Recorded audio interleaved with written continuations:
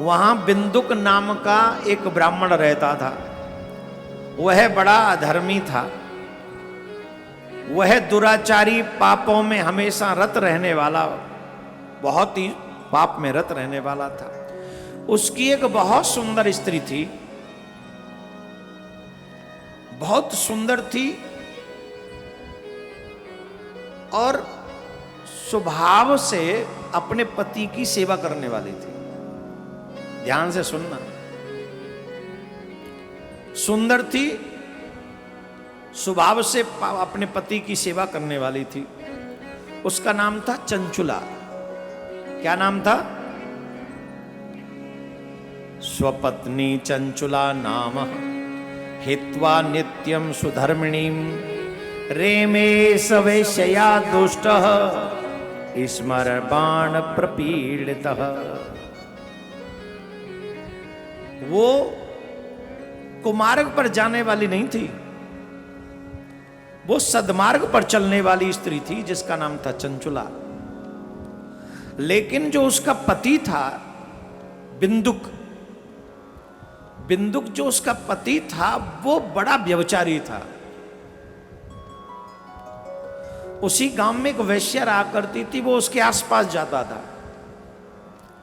अब वो युवान थी, सुंदर थी, पति का ध्यान उस पे नहीं था, वो व्यभिचार में रत रहता था उसका पति। वो लाख प्रयास करती थी कि ये पति गलत मार्ग पर न जाए, लौट आए लौट आए लौट आए, लेकिन पता नहीं, कभी कभी भगवान ही निश्चित करते हैं किस मनुष्य क्या करवाना है। वो नहीं मानता था, वो नहीं मानता था। पति के इस व्यवहार से वो, इसलिए भी वो भी चाहती थी, पति का संग हर एक स्त्री चाहती है, इसमें कौन सी बड़ी बात है। लेकिन पति का प्रेम और संग उसे मिलता नहीं था। बहुत दिनों तक तो ये डर के वो और अन्य पुरुषों से बात ही नहीं करती थी। कोई देख लेगा तो क्या होगा, मेरे धर्म का क्या होगा। वो मन में तो था, आ गया था उसके भी कि जब ये नहीं मानता तो मुझे भी स्वेच्छा से जीवन जीना चाहिए। परंतु एक भय था, किसी ने देख लिया तो क्या होगा, दूसरा मेरे धर्म का क्या होगा। तो वो दो भय से कुछ दिन बची हुई थी। लेकिन जब रात्रि में वो अकेली रहती थी तो काम बाण जब उसे बेधते थे तो सारा ज्ञान, सारा भय धरा का धरा रह जाता था, फिर उसे याद नहीं रहते थे। और बहुत दिन डरते डराते, सोचते साचते उसने निकाल दिए। लेकिन एक पुरुष से उसकी बात हो गई और वो पुरुष उसके यहां आने जाने लगा। जब बिंदुक उसके यहां चला जाता तो वो उसके यहां आ जाता। ऐसे वो भी पथभ्रष्ट हो गई, वो भी कुमार्ग पर चली गई। अब ये क्रम चलता रहा, चलता रहा, चलता रहा।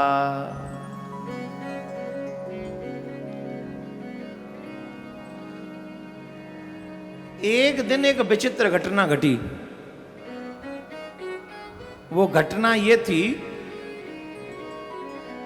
कि वो व्यक्ति चंचुला के पास था, इतने में बिंदुक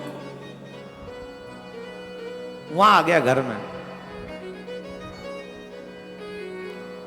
और उसने अपनी स्त्री को पराये पुरुष के साथ देखा। जब उसने पराये पुरुष के साथ अपनी स्त्री को देखा तो उसे बड़ा क्रोध आया।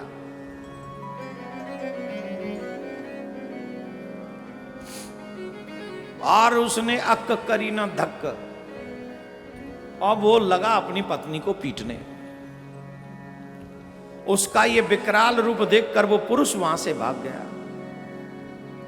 अब देखो ये पुरुष की गिरावट देखो कितनी विचित्र है। खुद हर दिन गलत काम कर रहा है तब कोई परेशानी नहीं, लेकिन पत्नी को जब देख लिया तो अंदर का पुरुषत्व जागृत होता है। ये देखो कितनी गिरावट है पुरुष की। कई बार उस चंचुला ने समझाया था समझ में नहीं आया था। और जब आज उसने देख लिया तो बड़े जोर जोर से अपनी पत्नी को पीटने लगा। तो जब पीटने लगा तो पिटती पिटती चंचला ने कहा, अरे दुष्ट, मुझे क्यों पीटता है? इस सब के पीछे तेरा ही हाथ है। तू मुझे छोड़कर वैश्याओं का संग करता है। मैं भी जवान हूं, मैं भी रूपवान हूं, क्या मैं सुंदर नहीं हूं? मुझे भी मेरे पति का प्रेम चाहिए, मैं भी अपने पति का प्रेम पाना चाहती हूं। तू भटकता है, मुझे रोक रहा है, मुझे रोकता है। ये तेरी कायरता है, तेरी बुज़दिली है। अगर इतनी सामर्थ्य है तो अपनी पत्नी को प्रसन्न करने की कोशिश तूने क्यों नहीं की? पुरुष हर स्थिति में पत्नी का दोष समझता है, पर ऐसा होता नहीं। उस देवी ने यह भी कह दिया, अगर तू इतना ही अच्छा है, तू पुरुष है ना, तो पुरुष होके अपनी इंद्रियों को, अपनी वासना को क्यों नहीं जीत सका? जब तू पुरुष होके अपनी इंद्रियों को नहीं जीत सका तो मुझसे आशा रखता है? पुरुष था तो मुझे प्रसन्न करता, अब आके मेरे से जुबान लड़ाता है, मुझे पीटता है। मैंने हमेशा तुझे समझाने की कोशिश की कि मुझे तुम्हारा प्रेम चाहिए, प्रेम चाहिए, पर तुमने कभी समझा ही नहीं। अब तो महाराज बिंदु को भी लगा, बात तो सही कह रही है, सारा दोष इसका नहीं मेरा भी है। एक बात कहें, बुरा व्यक्ति बुरा ही होता है। पत्नी की इतनी डांट खाने के बाद वो सुधरा तो सही, पर कितना? पत्नी की बात सुन के वो सुधरा तो सही, पर कितना? वो कह रहा है, देवी तुम सही कह रही हो, भाई ठीक है, अब एक काम करो, अब हम दोनों ही एक जैसे हैं, तो बोले तुम हमारे रास्ते का रोड़ा मत बनो, हम तुम्हारे रास्ते का रोड़ा नहीं बनेंगे। अब बोलो कितना सुधरा हो? इसे आप सुधरा कहेंगे? बल्कि उसने सर्टिफिकेट और पकड़ा दिया, ले अपनी पत्नी को, जो तेरा मन आए वो कर, जो मेरा मन आए वो मैं करूं। ये और कह दिया उसने, लाइसेंस दे दिया, गाड़ी चलाओ। एक तरीके से जैसे नहीं सरकारी लाइसेंस, राशन कार्ड के फलाने ढिमके। तो उसने कहा तुम गलत रास्ते पे जा रही हो तो जाओ, लेकिन एक शर्त रख दी। क्या? बोले देखो, मैं जिस स्त्री के पास जाता हूं वो मुझसे मिलने के बहाने पैसे लेती है, और तुम बिना पैसे के सबसे मिलती हो, ये ठीक नहीं। अब उसने कितनी विचारधारा, ये पुराण की कथा सुना रहा हूं मैं आपको, कितनी बुरी बात अपनी पत्नी से कह दी कि तुम जिससे मिलती हो उससे पैसे लिया करो, इससे घर का खर्चा चलेगा। ये कहा। और इसी को कहते हैं बुरे के संग से बुद्धि भी भ्रष्ट होती है। वो कहती है हाँ ठीक है, ये ठीक है। बुरे लोगों के संग से बुद्धि भ्रष्ट होती है। इसीलिए हमारे संत महात्मा कहते हैं अच्छे लोगों का संग करो, जो तुम्हें गलत विचार न देकर अच्छे विचार दें। दुर्भाग्य से जो कथा पुराण में सुन रहे हो, क्या आपने वो कथा न्यूज चैनलों पर नहीं सुनी है? सुनी है कि नहीं? बड़े लोग, शौकिया लोग, अपने आप को बड़ा पढ़ा लिखा कहने वाले निकृष्ट लोग गाड़ियों की चाबी बदलते एक जगह डालकर, बड़े बड़े होटलों में गाड़ियों की चाबी बदलते हैं। इससे आगे जो समझदार हैं वो समझ जाएं। मैं नहीं कहूंगा, क्योंकि मैं गलत चीजों का प्रचार नहीं करना चाहता। जिसकी चाबी मिल जाए वही गाड़ी ले जाता है और दूसरे दिन उसकी गाड़ी उसको लौटा देता है, और अगले संडे फिर वही होता है। समझ रहे हैं? ये कौन है? ये पढ़े लिखे लोग हैं, ये बुद्धिजीवी, ये अपने पथ से गिरे हुए निकृष्ट लोग हैं, जो अपनी स्त्रियों को सिर्फ भोग पदार्थ समझते हैं। मुझे नहीं पता कि उनसे जन्म लेने वाले बच्चे क्या कहेंगे तुम्हें, धिक्कारेंगे तुम्हारी।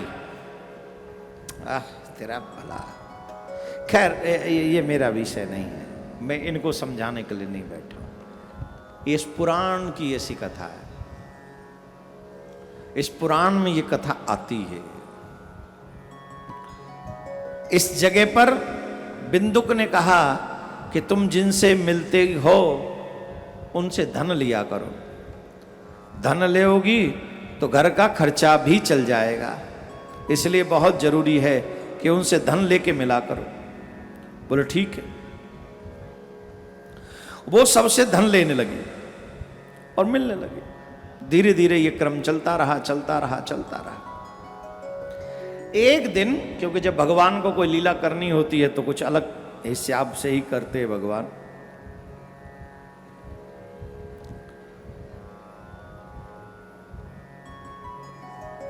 एक बार क्या हुआ, सूत जी कहते हैं, इस तरह दुराचार में डूबे हुन मूढ़ चित्त वाले पति पत्नी का बहुत समय व्यर्थ व्यतीत हो गया। तदनंतर उस वैश्या के साथ वो पति बना हुआ जो था बिंदुक, बुद्धि वाला दुष्ट ब्राह्मण बिंदुक, समय अनुसार मृत्यु को प्राप्त हो गया। उसकी मृत्यु हो गई और मृत्यु होने के बाद में वो नरक में चला गया। वो नरक में चला गया, और सिर्फ नरक में ही नहीं गया, बहुत दिनों तक नरक के कष्ट भोगने के बाद वह मूढ़ बुद्धि पापी, सुन लीजिए, जो इस दुराचार में मग्न रहने वाले लोग हैं उनका आगे जाके हाल क्या होता है। वह मूढ़ बुद्धि पापी विंध्य पर्वत पर भयंकर पिशाच हो गया। क्या हो गया? जोर से बोलो। पिशाच हो गया वो। भागवत में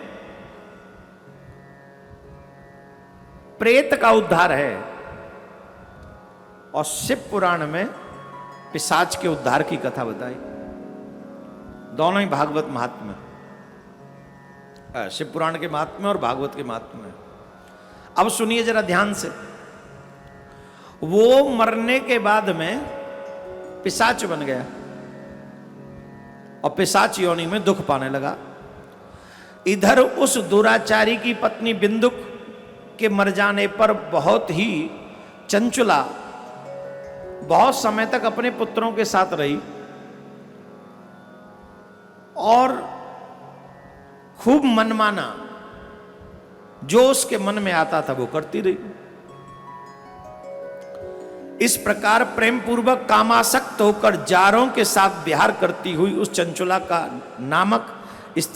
नामक स्त्री का कुछ यौवन, जब ये सारी जो चीजें होती हैं जवानी में तो ठीक है, जवान जब आप होते हो, यौवन जब अपनी हद पार कर रहा होता है, उस समय आपके चाहने वालों की कोई कमी नहीं होती, सब आपको चाहते हैं, सब आपको पाना चाहते हैं। लेकिन जैसे ही धीरे धीरे आपकी उम्र ढलने लगती है, आपकी आयु ढलने लगती है, ढलती हुई आयु जब लोग देखते हैं तो सब आपसे धीरे धीरे किनारा करने लगते हैं। हाँ या ना? जवाब दो। यही सत्य है। जब उसका यौवन समय के हाल में ढलने लगा, एक दिन देव योग से किसी पुण्य के पर्व आने पर वह स्त्री भाई बंधुओं के साथ गोकर्ण क्षेत्र में गई तीर्थ यात्रा के संग से। ऐसा हो नहीं, कई गांव में कई लोग कहते हैं चलो भाई फलाना तीर्थ है तो वो समय अच्छा है, चलो फलाने तीर्थ में चलते हैं। तो पहले लोग गांव के लोग इकट्ठे होकर जाते थे, आजकल तो पर्सनल सब लोग अपनी अपनी गाड़ी उठाते और निकल जाते हैं। पहले ऐसे गांव में लोग अधिकांश सब लोग सामूहिक तौर पर कई बार टोली टोली बनाकर जाते थे। तो चंचुला ने देखा कि ये कुछ लोग तीर्थ करने जा रहे हैं, तो वो भी तीर्थ की करने की बात अपने भाई इत्यादि के साथ में वो भी तीर्थ की भावना से गोकर्ण क्षेत्र में पहुंची।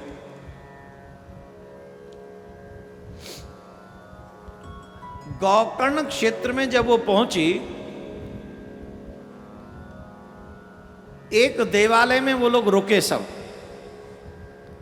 और जिस देवालय में रुके संयोग से वहां पंडित जी शिव पुराण की कथा सुना रहे थे। ये प्रसंग बहुत महत्वपूर्ण है, इस कथा का बहुत ही महत्वपूर्ण है। व्यक्ति पाप इसलिए करता है क्योंकि उसको पाप की सजा नहीं पता। अगर उसे पाप की सजा पता चल जाए तो पाप की सजा से वो डरेगा, फिर शायद पाप न करे।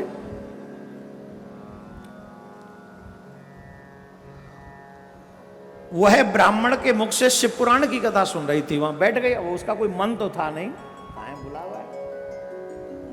शिव पुराण की कथा में उसका मन तो था नहीं, सब बैठे थे तो वो भी बैठ गई। देवज्ञ ब्राह्मण के मुख से भगवान शिव की परम पवित्र मंगलकारिणी उस पुराणिक कथा को सुनने लगी। कथावाचक ब्राह्मण कह रहे थे कि अब देखो, भगवान को कभी कभी जब कृपा करनी होती है तो कथा में भी वही प्रसंग सुनने को मिलते हैं जो घटनाएं कई बार हमारे जीवन में घट चुकी हैं, या उसे सुनकर हमारा हृदय परिवर्तन हो सके। अब चंचुला कौन से पाप से पीड़ित है ये सब जानते हैं। ब्राह्मण देवता ने कथा में क्या कहा? लोहे का परिग जानते हैं आप? लोहा तपाते हैं अग्नि में, और लोहा तपाकर पिघलने लगता है। वो अगर लोहा छोड़ दिया जाए तो जम जाता है, बहुत मजबूत होता है, लेकिन जब अग्नि में उसे तपाया जाता है, अधिक तपाया जाए तो वो पिघलने लगता है। उसको परिग कहते, लोहे का परग। तपाकर लोहे के अर्क को उनकी अंगों में डाला जाता है। और ये जैसे ही उसने सुना उसके रोंगटे खड़े हो गए, उसके छाती पड़ने लगी। भागवत में भी वर्णन आता है, अनेक पुराणों में भी इसका वर्णन आता है। जो स्त्री पुरुष पराई स्त्री पराई पुरुष का संग करते हैं उनको दंड किस प्रकार से मिलते हैं, हमने भी आपको कई बार बताया है। वहाँ यमलोक में दो मूर्तियाँ लोहे की, एक स्त्री की एक पुरुष की। अब लोहे की दो स्त्री, एक स्त्री है, मूर्ति हैं दो, लोहे की और एक पुरुष की, एक स्त्री की। जो स्त्री पर पुरुष का समागम करती है, उसे उस पुरुष की मूर्ति से आलिंगन कराया जाता है। उस मूर्ति के नीचे आग लगी हुई है।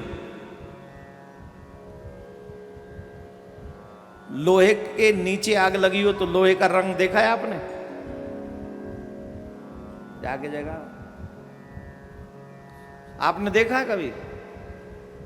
क्या किसी लोहे की चीज के नीचे आग लगी हो तो कैसा होता है? भयंकर लाल होता है। और जब लाल हो रखा हो और उससे आलिंगन कराया जाए, उसकी दशा क्या होगी? आप कल्पना नहीं कर सकते वो दशा होगी, आप सोच नहीं सकते वो दशा होगी। हाँ जी कि ना जी? तो वहां सिर्फ आलिंगन ही नहीं, शिव पुराण में लिखा है कि कान के द्वारा, मुख के द्वारा, जन्म द्वार के द्वारा वो लोहे को पिघलाकर उसके अर्क को उस स्त्री के अंगों में डाला जाता है। ये जैसे ही सुना चंचुला भयभीत हो गई, व्याकुल हो उठी। जब वह कथा समाप्त हुई, कथा समाप्तो सा नारी निर्गतेषु जनेषु च भीतारैसे तम प्राह सेवम संवाचकम ध्वजम। जब कथा समाप्त हो गई, सब लोग चले गए, भय से वो है स्त्री भयभीत एकांत में ब्राह्मण देवता के पास में पहुंची जो शिव पुराण की कथा सुना रहे थे। सब जब चले गए तब वो स्त्री ब्राह्मण देवता के पास में पहुंची और ब्राह्मण देवता से कहने लगी, हे ब्राह्मण देव, हे ब्राह्मण देव, मैं आपको नमन करती हूं। मैं अपने धर्म से भटक गई थी, इसीलिए मैंने बहुत बड़ा दुराचार किया है। हे स्वामिन, इसे सुनकर मैंने जो अभी आपने सुनाया, मेरा हृदय फटा जा रहा है, मेरा उद्धार कीजिए। हे प्रभु, मैंने मूढ़ बुद्धि के कारण घोर पाप किए। मैं कामांध होकर अपने संपूर्ण यौवन अवस्था में सिर्फ पापाचार के सिवा और कुछ नहीं किया। मेरे से कुछ नहीं हुआ, सिर्फ पाप ही पाप हुआ। हाय, मैं तो मर गई, मेरा उद्धार कैसे होगा? मुझे बांधेंगे, मुझे पकड़ के ले जाएंगे यमराज के दूत, मेरे गले में फांसी का फंदा लगा देंगे, मुझे खींचते हुए ले जाएंगे, भालों से मेरे अंग को छेदेंगे। हाय हाय, वो लोहे का परख मुझ में डाल देंगे। मैं मर गई, मेरे बर्बाद हो गई, मुझे कोई बचाने वाला नहीं है। हाय हाय, मैंने क्षणिक सुख के लिए कौन कौन से पाप नहीं किए। मेरी बुद्धि भ्रष्ट हो गई थी, मेरा विचार नष्ट हो गया था, मेरा कर्म भ्रष्ट हो गया था। हाय, मैं क्या करूं, मैं किससे कहूं, मैं क्या कहूं? वो स्त्री बड़े करुण रुंदन करके रोने लगी, बहुत रोने लगी। हाय विधाता, मुझ पापनी को आपने हठात ऐसी बुद्धि क्यों दे दी थी, जो आज सब प्रकार के सुख देने वाले स्वधर्म से दूर कर देती है। अब मेरी रक्षा कौन करेगा? अब मेरा कल्याण कौन करेगा? सूत जी महाराज कहते हैं, उस वेदज्ञ ब्राह्मण ने जब उस ब्राह्मणी का इस तरीके का पश्चाताप सुना, दुख सुना, तो ब्राह्मण से नहीं रहा गया और ब्राह्मण ने कहा, बत्से, तुम शांत रहो, तुम रो नहीं। देखो, ये ब्राह्मण देवता की भी बड़ी कृपा है। ये ब्राह्मण देवता की बड़ी कृपा है, जो ब्राह्मण देवता ने उस स्त्री को डांटा नहीं, फटकारा नहीं और भगाया नहीं। नहीं तो ऐसी स्त्री के विषय में सुनकर कोई भी उससे बात नहीं करना चाहता, कोई भी नहीं। सब उसे हीन दृष्टि से देखते हैं, चाहे खुद भी वैसे ही क्यों ना, लेकिन सामने वाले को उस दृष्टि में गिरा देते। और अगर ब्राह्मण देवता इनको यहां से भगा देते ऐसे, तो शायद उसे जीवन भर उद्धार का अवसर नहीं मिलता, उसे वो अवसर नहीं मिलता। इसलिए ब्राह्मण देवता ने बड़ा अनुग्रह किया। सूत जी कहते हैं, उस स्त्री की बात को सुनकर ब्राह्मण देवता ने कहा, इमाम शिव पुराणस्य श्रुत्वा वैराग्यवत् कथाम् मां भेषी ध्वजत्पत्रः त्वां शिवस्य शरणं व्रज। ब्राह्मण बोले, देवी सौभाग्यवती, आज ये सौभाग्य की बात है कि भगवान शंकर की कृपा से शिव पुराण की इस वैराग्य युक्त तथा श्रेष्ठ कथा को सुनकर तुम्हें समय पर चेत हो गया। कम से कम आज समय का बोध तुम्हें है, चेतना है, तुम्हें बोध है, तुम्हें ये होश तो आ गया ना, तुम्हारी चेतना तो जग गई ना। देखो, कई लोग पाप पे पाप करते चले जाते हैं, पाप पे पाप करते चले जाते हैं, पाप पे पाप करते चले जाते हैं, परंतु कभी भी उनकी चेतना जागती नहीं है। सुनने के बाद भी उन पे कोई असर नहीं पड़ता है, सुनने के बाद भी वो भटकते रहते हैं,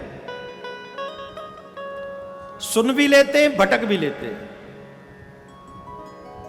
सुनने के बाद भी सुधरना नहीं चाहते। तो ब्राह्मण देव कह रहे हैं, देवी तुम बड़ी सौभाग्यवती हो कि कम से कम तुम्हें आज समय रहते हुए चेतना हो गई, ये समझ हो गई कि ये तुमने गलत किया है। शिव की कृपा से सारा पाप तत्काल नष्ट हो जाता है। अगर शिव कृपा करेंगे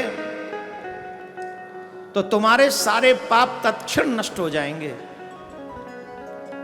तुम्हें ज्यादा भयभीत होने की आवश्यकता नहीं। मैं तुम्हें परम वस्तु का वर्णन करूंगा जिससे तुम्हारे सदा सुख देने वाले उत्तम गति प्राप्त होगी। शिव की उत्तम कथा सुनने से ही तुम्हारी बुद्धि इस तरह की पश्चातापी युक्त हुई है। इसलिए पश्चाताप ही तुम्हारे पाप का सबसे बड़ा प्रायश्चित है। सुन लीजिए, अब मैं पूछूं किस किसने जीवन में पाप किए हैं, बताएगा? जिन जिन ने पाप किए हाथ उठाओ। इनने जगाओ। जिसने जीवन में पाप किए वो हाथ उठाओ। किए? अब आपके उन पापों का सबसे बड़ा प्रायश्चित क्या है? सबसे बड़ा प्रायश्चित है उस पाप को याद करना, यह स्वीकार करना कि मैंने ये पाप किया है। महापाप किसे कहते? पाप करके भी स्वीकार न करे, वो महापाप है। एक पाप किया वो तो पाप हो गया, अस्वीकार और कर दिया तो वो महापाप हो गया। इसलिए मनुष्य को क्या करना चाहिए? अगर कभी ये समझ आ जाए कि मैंने बहुत पाप किए हैं, तो उस मनुष्य को उस पाप को याद करना चाहिए और उस पाप को याद कर करके ग्लानि करनी चाहिए, रोना चाहिए। उन सभी पापों को अपने गुरु गोविंद और संत के आगे हृदय खोलकर रख देना चाहिए।